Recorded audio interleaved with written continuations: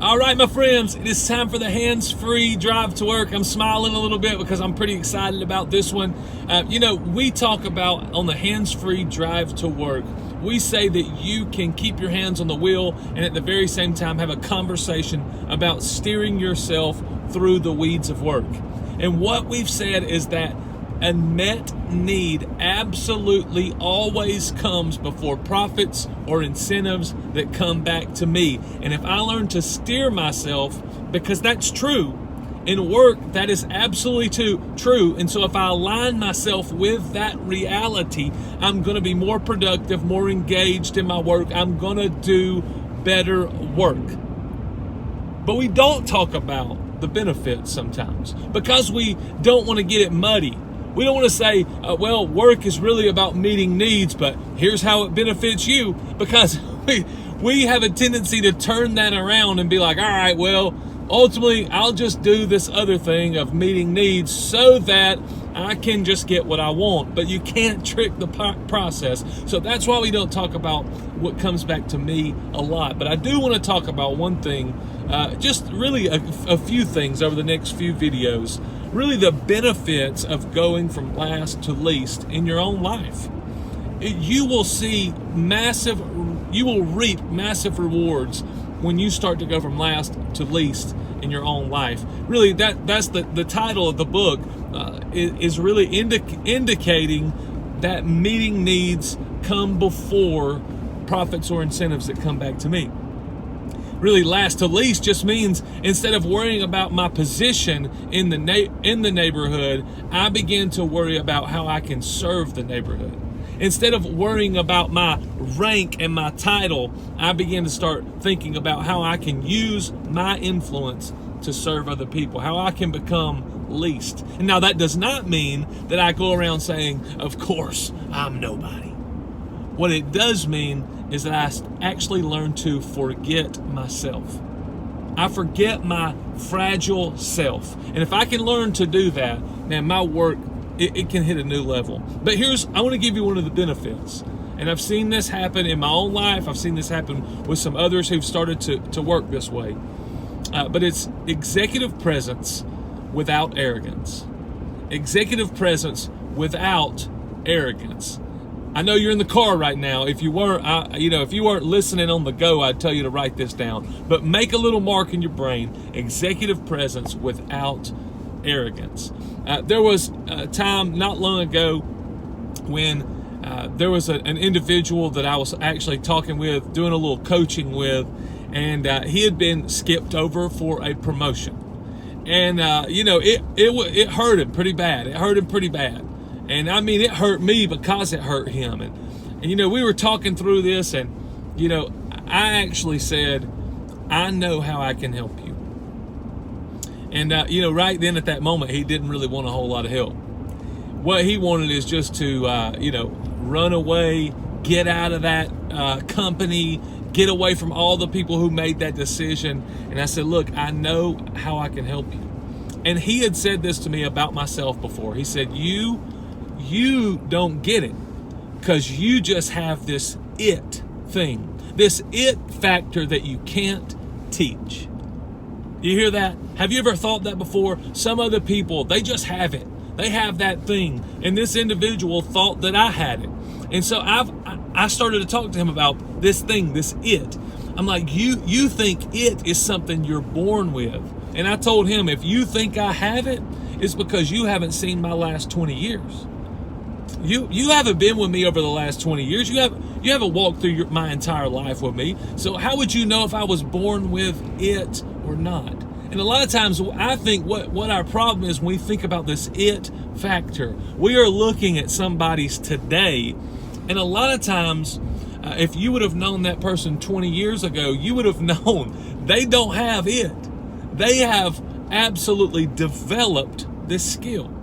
They have developed this, whatever you're calling an it factor. And that's what he was saying to me. I said, bro, don't think that I was born with something that you don't have. I said, because I know what you're talking about, the thing that you're talking about is something that I developed in my own life, then I know you can develop it in your own life.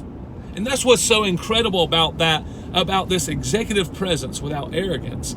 It's not something that you have to be born with, but it looks very much like you have it. And listen, I tell Allie all the time, I'm the most average person that God made. Average, right? I'm in the 70th percentile in so many things.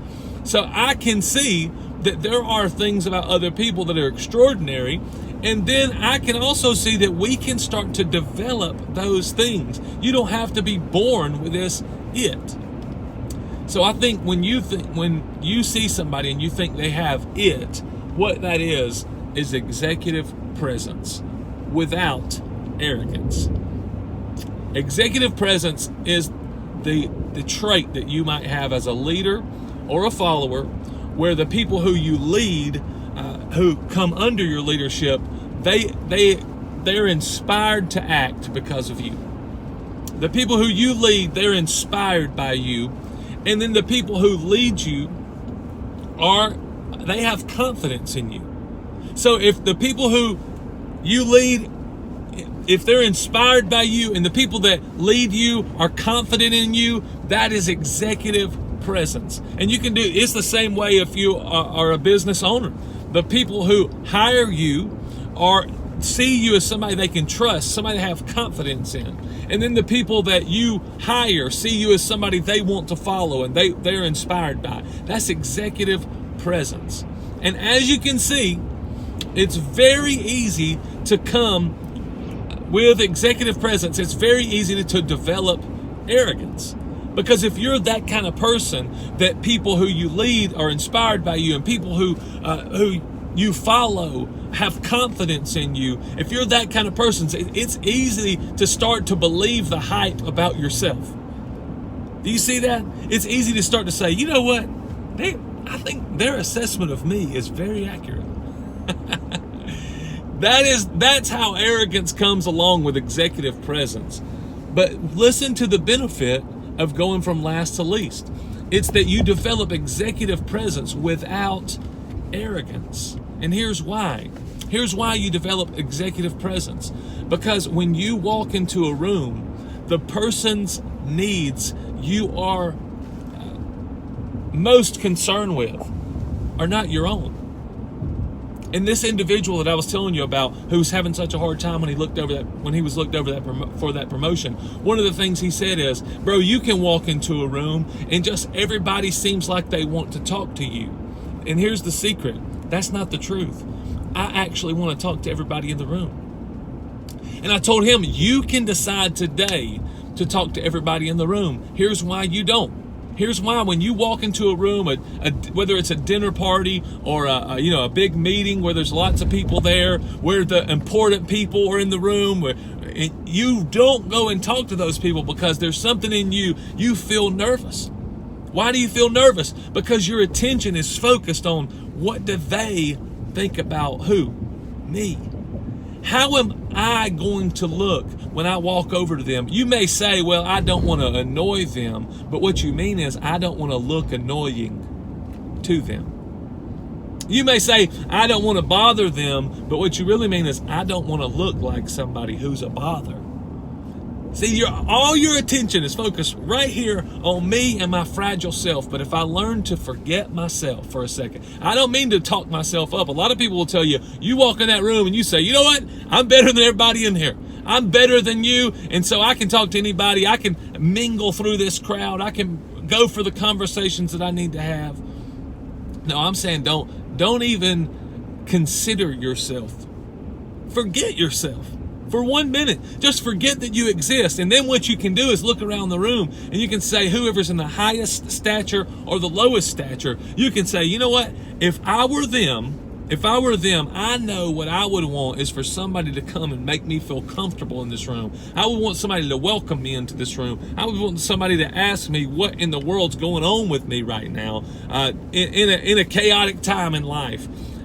If you start to do that, you will absolutely see that what happens is this executive presence begins to develop. And somebody will say, man, she just has it. She just has it. He just has it. I don't know. It's something he must have been born with. And you can chuckle inside knowing, No, it wasn't something I was born with. I learned to forget myself. And now it just looks like I have all this confidence, but it's not confidence. It's not overconfidence. It's just that I don't think about me in that situation. And so my own fragile ego can't come and tell me to stop acting because I'm not thinking about me. And then you think about, I said a lot of times the pressure is when you develop this executive presence, it comes with arrogance. How can that come with arrogance now? See, you walk in and develop the executive presence comes out. Everybody knows that this guy, we can trust him. We look to him for leadership. He's got it. She has it. We can trust her. But there's no arrogance because you're not thinking about how great you are. That what they're saying, if they think you're great or they think you're not great, you have learned to forget yourself. So there's no arrogance that comes along with it. It's just continuing down that path. Whether somebody's saying, man, he's great, or whether somebody's saying, I can't believe who do they think they are? No matter which one you hear, you're not thinking about yourself. You've learned to forget yourself, and so you just continue. Look at that think about how that executive presence just comes out in every situation when you learn to forget yourself. Executive presence without arrogance is a massive benefit of going last to least. Thank you for listening to the Hands Free Drive to Work.